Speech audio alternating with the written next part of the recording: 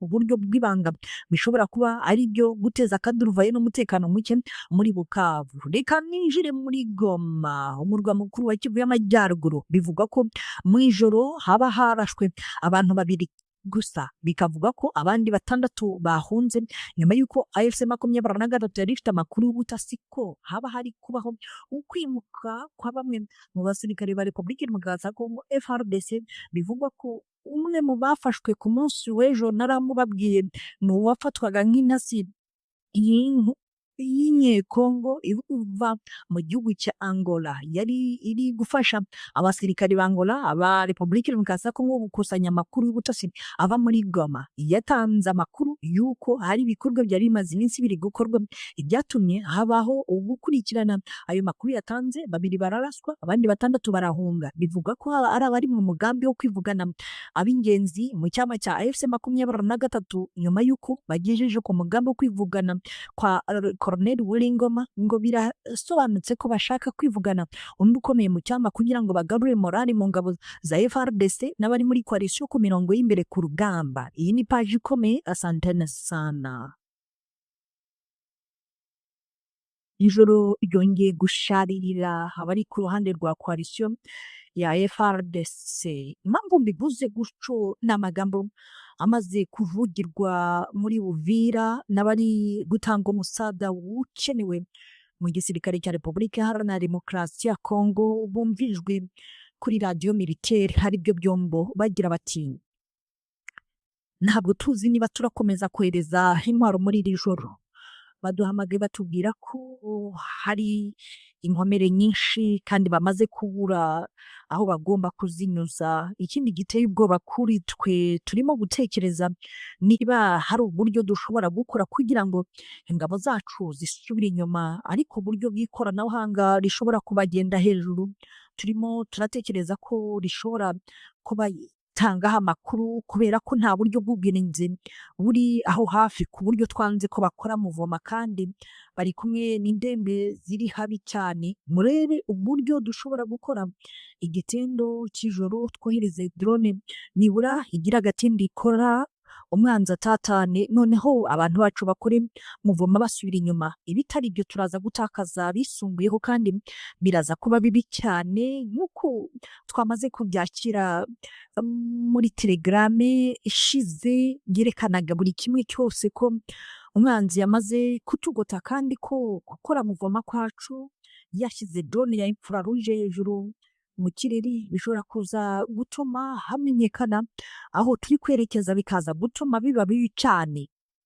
Aya ni amakuru akomeye amaze kugera hanze. Igitangazamakuru Nova Africa kimaze gusohora kandi indaritike ikomeye cyane muri iri joro ati abarwanyi ba AFC 23 bari kwerekeza mu bice byose byari byiriwemo ingabo za leta. Ntabwo ari impamvu z'imirwano bari gutegura y'ejo ku manywa, ahubwo AFC 23 ikunze gukora ibitero biremereye cyane mu ijoro. Byavuzwe ko hari hiriwe deployment y'abarwanyi b'inyeshyamba, nk'uko iki gitangazamakuru kibivuga, ngo bikaba bishoboka ko muri iri joro hagiye kuba bibi cyane. Gusa iki gitangazamakuru cyasoje yari tigire kivuga ko hatangiye kubaho gutakaza ubuzima kwa benshi kw'abasirikare b'Abanyangora ndetse n'Abatanzania mu misozi miremire. Bivugwa ko AFC 23 nyuma y'uko isubije inyuma gato abasirikare basanzwe kwinjiza abakomando batangiye gukora ibitendo bihambaye. Umwe mu bakurikiranira hafi waganiriye n'iki kinyamakuru uri mu misozi miremire ngo yagize ati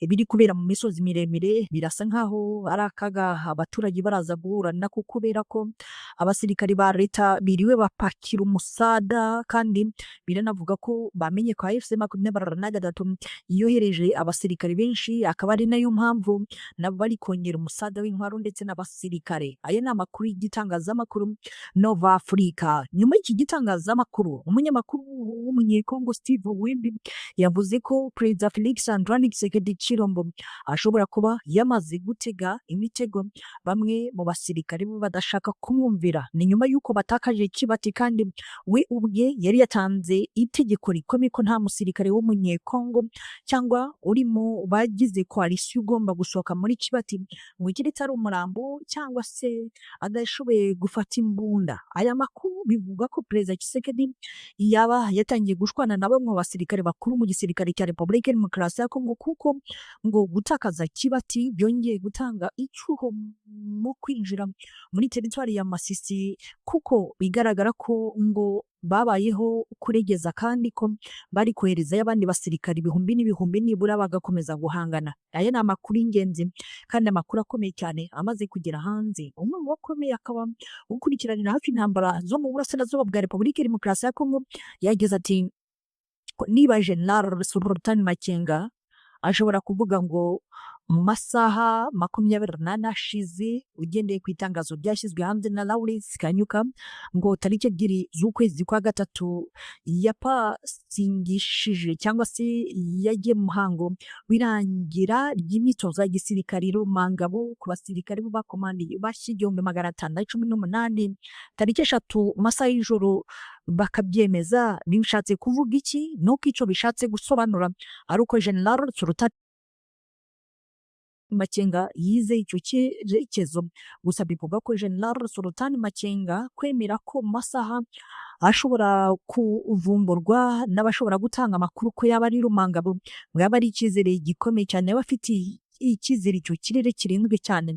Ni nyuma y'amakuru avuga ko inzego z'igisirikare cya Repubulika ya Demokarasi ya Kongo ngo zaba zamaze kumenya uburyo bwo kunaniza uburyo bw'ubwirinzi bwa AFC-23 uri muri icyo cyerekezo nk'uko amakuru y'ingenzi atugeraho akomeza kubishimangira. Gusa kundi ruhande muri iri joro nubwo biri kuvuga ko yaba igice cy'amajyepfo ariko gisatira ishyamba rya Parike Nationale Kahuzi-Biega yaba muri teritwari ya Walikale biravuga ko hari kumvikana amasasu mato ariko kamaze amasaha agera muri 2 bigatekerezwa ko ari igitego cy'abakiri gutekerezwa gukorwa nk'uko amakuru y'ingenzi atugeraho akomeza kubivuga. Gusa uteye icyumvirizo gikomeye cyane wahita ubona ko niba Repubulika ya Demokarasi ya Kongo ifite ubwoba muri iri joro ko 23 yiriwe yohereza umusada w'abasirikare ndetse n'intwaro bishoboka kuba hari ibitendo bikomeye cyane. Gusa umwe mu barwanyi ba AFC-23 wavuganye na bamwe mu banyamakuru bari muri Goma yagize ati ntabwo kurindira umujyi wa Goma byagakwiye kuba biri i Masisi.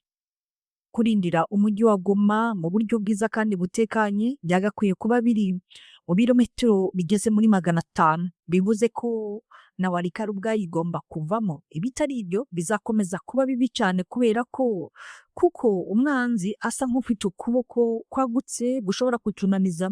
Birashoboka ko bishobora guteza indi sanganya ikomeye cyane mu gihe twakomeza gucungira umujyi wa Goma indani muri Goma. Ubundi twagiye tubwirwa kenshi ko nta musirikare uzaba muri Goma ariko biragoye cyane kubera ko inzego zishinzwe gucungirwa umutekano ni nyinshi hano mu mujyi wa Goma, keretse nibasaba ko aba ofisiye bakuru bakorera muri uyu mujyi bagomba kuwusohokamo n'abandi nibura umujyi ugasigaramo igipolisi. Ariko mu gihe byakomeza kuguma gutya n'ubundi hazakomeza kubaho ubutaka bukomeye cyane. Aya ni amakuru y'ingenzi ari guturuka mu burasirazuba bwa Repubulika Iharanira Demokarasi ya Kongo muri iri joro. Gusa kundi ruhande uteye icyumvirizo gikomeye cyane wahita ubona ko AFC-23 yaba ishobora kuza gukora ibitendo bikomeye cyane. Umwe mu batanze amakuru yagize ati niba buri wese abizi neza tariki enye muri AFC-23 hakunze gukorwa ibitendo bikomeye cyane. Birashoboka ko General Sultan Makenga yaza gukora ibitendo muri iri joro mu bice bigenzurwa n'ingabo za Repubulika ya Demokarasi ya Kongo, dore ko binavugwa ko Kalemi mu ntara ya Tanganyika hagwa indege ebyiri ku gicamunsi cyo kuri uyu wa gatatu. Bigatekerezwa ko izi ndege zaba zifite icyo zari zizanye kandi ko iki gishobora kurara gikora akazi gakomeye cyangwa AFC-23 nayo ikarara gusabota ibyerekezo byiriwemo defense zikomeye za leta ya Kongo n'abari muri coalition nk'uko amakuru y'ingenzi asohoka mu bitangazamakuru bikomeye cyane akomeza kubivuga. Ntabwo ari ibyo gusa biri kuvugwa muri aya masaha nyuma y'uko Kibati ifashwe, biravuga ko AFC-M23 ubu irimo kongera izindi ngufu zihambaye cyane. Ese birashoboka ko M23 iri muri groupement ya Ruberici ariyo Kibati iherereyemo haba hashobora kuba hari ibitendo biraza gukorwa, gusa bivuga ko Walikari idashobora gufatwa na AFC-M23. Bamwe mu bakurikiranye hafi bavuga ko binashoboka ko yasubira muri Walikare mu gihe isi irangariye mu ntambara yo mu burasirazuba bwo hagati, nk'uko amakuru y'ingenzi akomeza gusohoka mu bitangazamakuru bikomeye cyane akomeza kubivuga. Reka mbabwire indi nkuru imaze gusorwa na Radio Kapi ivuga ko ibigo by'ubutasi mu gisirikare cya Repubulika Iharanira Kongo bari gushinjwa ko byaramaze kwinjirwa mu gukorerana na AFC-M23. Ni nyuma y'uko bivuzwe ko hari umukoloneli w'igisirikare cya Kongo wiciwe mu rugamba kandi ko ibyo yafatiwemo byari bizwi n'ab'ingenzi mu butasi bw'igisirikare cya Kongo. Ndabashimiye kuri izi nkuru z'ijoro zikomeje kuvugwa mu binyamakuru n'izindi zikomeza kuvugwa hirya no hino, babwira ngo asantene sana. Ibikorwa bine byakozwe n'abasore ba General Sultan Makenga muri Kivu y'Amajyepfo byongeye gutuma imbere mu gisirikare cy'u Burundi batabaza ngo bakeneye umusada. Amakuru ya mbere yatugeze saa 10:37 yagiraga ati twamaze kugira inkomere nyinshi, ibitero byo hejuru mu misozi byatugoye cyane. Umwanzi yatugose mu buryo bw'impande zombi adusigira koridoro imwe, kandi kugira ngo nayo tuyisohokemo twayisohotsemo turaswa. Twari turi ku muzigo uturemereye cyane, casualty zacu ntabwo twashakaga kuzisiga ndetse n'amayiti. Turasaba ko mwohereza itsinda ry'abaganga barenze 6 nibura bakadufasha, kubera ko dufite abakomeretse benshi cyane. Mugerageze kandi bakore ibishoboka byose bazinge uburyo bw'ingenzi bushobora kutugezaho intwaro zihuse. Dukeneye amasasu kugira ngo nibura umwanzi tuze kumufungira muri bya birometero 3 nibura na defense aho twamaze kuzishyira. Mukore ibishoboka byose vuba. Aya ni amagambo y'umwe mu basirikare b'u Burundi wumvikanye ku Congo. Birasa nkaho batabazaga cyane. M23 amwe mu makuru y'ingenzi atugeraho biravuga ko yagose abasirikare b'u Burundi, ariko ibasigira inzira imwe n'ubundi isigara mu biganza bya AFC-M23 twirwaneho.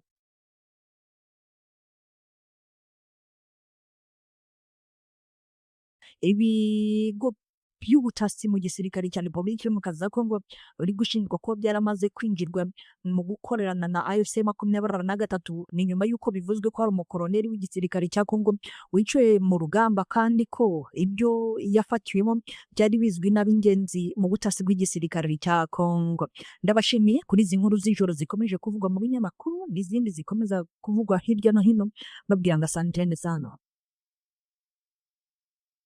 Ibikorwa bine byakozwe n'abasore ba General Sultan Makenga muri Kivu y'Amajyepfo byongeye gutuma imbere mu gisirikare cy'u Burundi batabaza ngo bakeneye umusada. Amakuru ya mbere yatugeze saa 10:37 yagiraga ati twamaze kugira inkomere nyinshi, ibitero byo hejuru mu misozi byatugoye cyane. Umwanzi yatugose mu buryo bw'impande zombi adusigira koridoro imwe, kandi kugira ngo nayo tuyisohokemo twayisohotsemo turaswa. Twari turi ku muzigo uturemereye cyane, casualty zacu ntabwo twashakaga kuzisiga ndetse n'amayiti. Turasaba ko mwohereza itsinda ry'abaganga barenze 6 nibura bakadufasha, kubera ko dufite abakomeretse benshi cyane. Mugerageze kandi bakore ibishoboka byose bazinge uburyo bw'ingenzi bushobora kutugezaho intwaro zihuse. Dukeneye amasasu kugira ngo nibura umwanzi tuze kumufungira muri bya birometero 3 nibura na defense aho twamaze kuzishyira. Mukore ibishoboka byose vuba. Aya ni amagambo y'umwe mu basirikare b'u Burundi wumvikanye ku Congo. Birasa nkaho batabazaga cyane. M23 amwe mu makuru y'ingenzi atugeraho biravuga ko yagose abasirikare b'u Burundi, ariko ibasigira inzira imwe n'ubundi isigara mu biganza bya AFC-M23 twirwaneho.